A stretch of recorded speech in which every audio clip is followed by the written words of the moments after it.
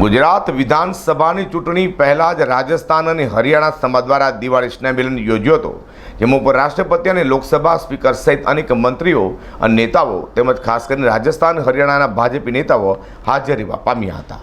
રાજસ્થાન હરિયાણા સમાજે ઇન્ડોર સ્ટેડિયમમાં દિવાળીનો સ્નેહમિલન કાર્યક્રમ યોજ્યો હતો, જેમાં ઉપરાષ્ટ્રપતિ જગદીપ ધનખેડે વડાપ્રધાન મોદીને દેવદૂત ગણાવ્યા હતા।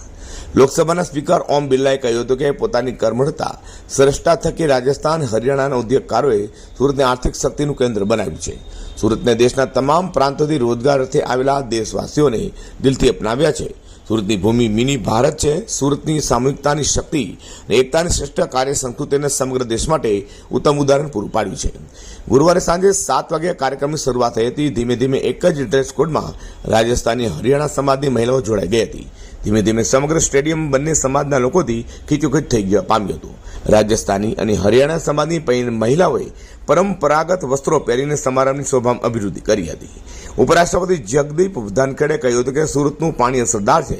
સુરતના પાણીદાર લોકોનું દિલ ખૂબ જ મોટું છે, એટલે દેશના સર્વ રાજ્યોના કર્મયોગીને આત્મીયતાથી આવકાર્યા છે અને સામૂહિક શક્તિના જોરે આર્થિક મોરચે નવા કીર્તિમાન પણ સ્થાપિત કર્યા છે। 20 crore Ujjwala gas connection, corona કાળમાં 90 કરોડ લોકો નિઃશુલ્ક અનાજ ભોજન પૂરું પાડી રહ્યા છે વગેરે તેમ જણાવ્યું હતું। રાજ્યપાલ આચાર્ય દેવવ્રતજીએ જણાવ્યું કે ઉપરાષ્ટ્રપતિ જમીન સાથે જોડાયેલા નિર્માણ વ્યક્તિત્વના ધની છે। તેમની કાર્યક્ષમતા અને દક્ષતાનો લાભ દેશવાસીઓને મળી રહ્યો છે।